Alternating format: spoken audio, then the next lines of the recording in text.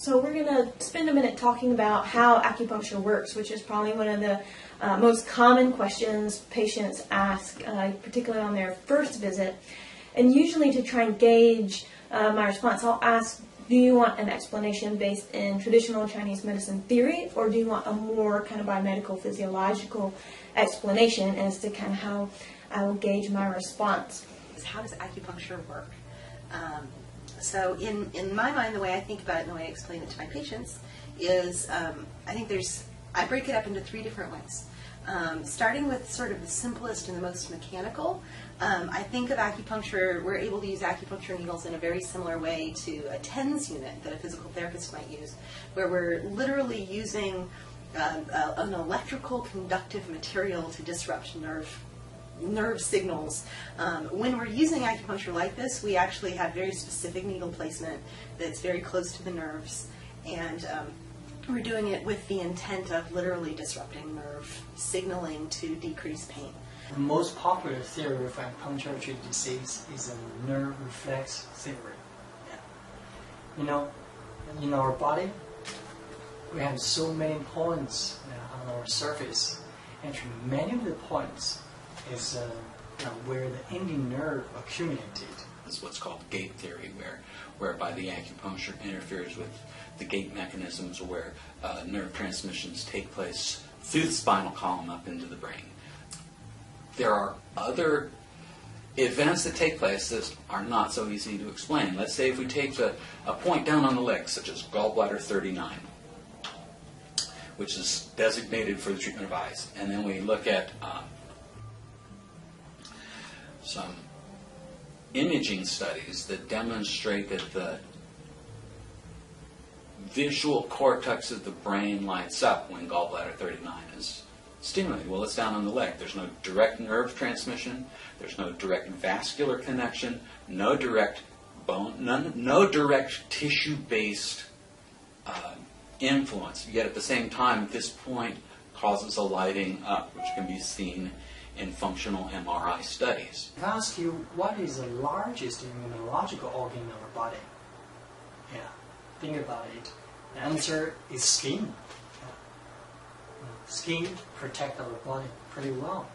If you use a needle, it inserts through the skin. Actually, it's one of the foreign body. Yeah.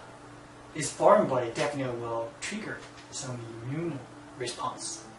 Yeah. During this process, our body has to reorganize in order to fight it. Yeah, this process actually could help our body qi and blood moving. This is one of the process of treating disease. The next slightly more mysterious way that acupuncture works, we actually know that introducing a needle into the belly of a trigger point or a very, very tender muscle somehow disrupts the signaling and the feed-forward neurological process of that trigger point existing. And this is so successful that in I believe the 1950s and 60s, maybe the 70s, I'm not exactly sure when Dr. Travell did her work, but all the work on trigger point therapy in the orthopedic medicine world was done by introducing needles or saline injections or local anesthetic injections into trigger points. What we found is it's the actual introduction of the needle into the trigger point that actually does the work, and the substance being injected is incidental and actually not necessary. So this is sort of a way that acupuncture has sort of bled into the traditional medicine world and is being used and called other things, but it is in fact actually using a needle and introducing it into a spasmed muscle, a trigger point, to release that trigger point. With regards to the biomedical or physiological response, there's sort of two ways that acupuncture works. One is right at the local site where we put the needle. So a very common place is here in the hand. And you'll see usually kind of a pink sort of area around the needle that's being inserted, simply increasing circulation there. So you're looking at blood vessel dilation as one of the primary local effects that acupuncture can have. So simply increasing circulation. Acupuncture is going to stimulate local circulation. We can see that because we insert a needle and there's a smaller erythema or a little red spot that comes up around the needle. Now that needle, although it's in the hand, may have body-wide effects or systemic effects that can cause changes in other places. They're just like the keys on a keyboard. So when you put the needles in and you stimulate it to the point, and now the information sent to your body. Yeah, actually you stimulate these points from the peripheral.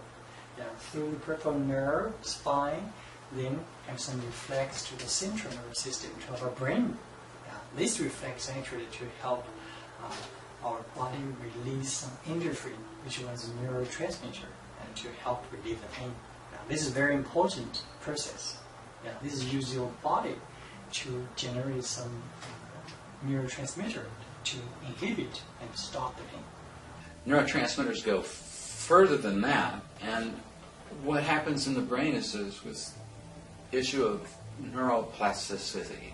So that when a flow of information is taking place in the brain, it can change over time depending on the way the brain is constructing reality, or the individual rather is constructing reality.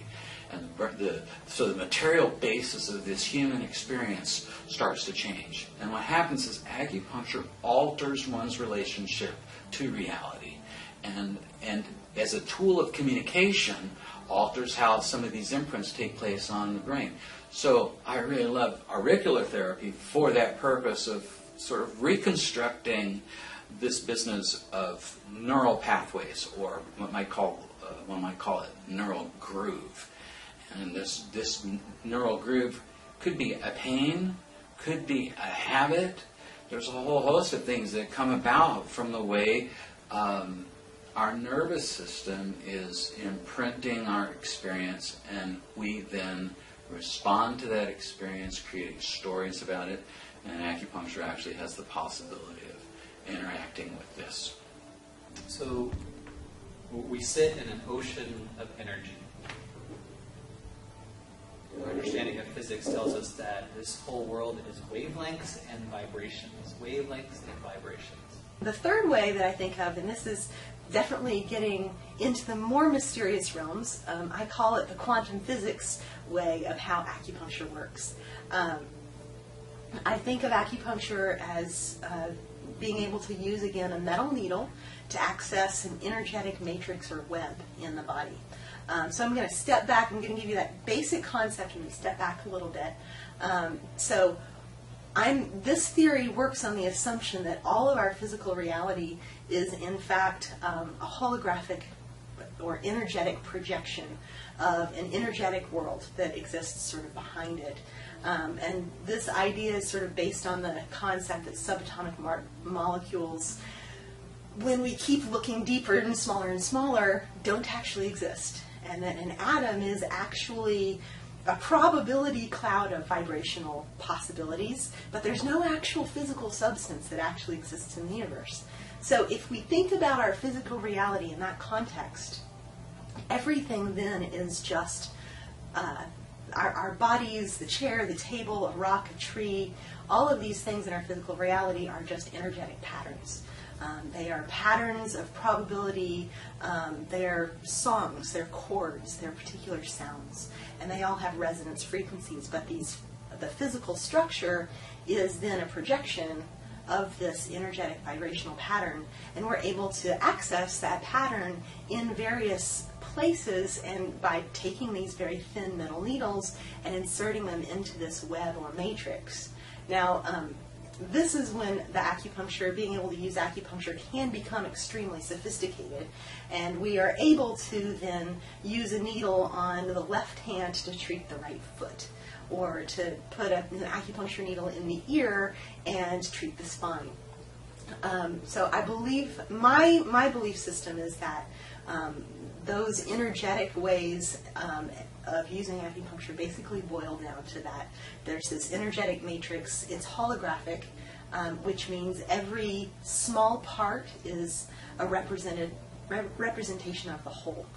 So you're able to then access the matrix at an infinite number of points and readjust the energy flow in the matrix. And because our physical world is a manifestation of the energetic world, the physical must follow the energy. So if we correct the energy, the physical body absolutely must follow just by the laws of quantum physics. I don't believe we actually know how acupuncture works. We can speculate and we can make inquiry, but the problems of acupuncture in part have to do with the fact that it is a procedure and it is an interaction between two individuals. And more than that, it's also an interaction between two individuals in a place and time. And all of these events are part of the eco-psychosocial systems which come to play on this moment of interaction, which is a communication with the needle into these systems. So the complexity is so great that it's impossible, really, to say it is this. To use a reductionist view upon the problem of how acupuncture works fails the tremendous, wide-ranging influences and capacities of transformation that can occur in a moment of clinical interaction on basis and surrounded by the act of inserting an acupuncture needle. So the attempt to isolate this event to a single neural pathway or vascular phenomenon or immunological reaction in a local tissue fails the larger reality that is present, and it's a failing of contemporary rational scientific thought which attempts to reduce reality into single vectors which can be controlled and measured.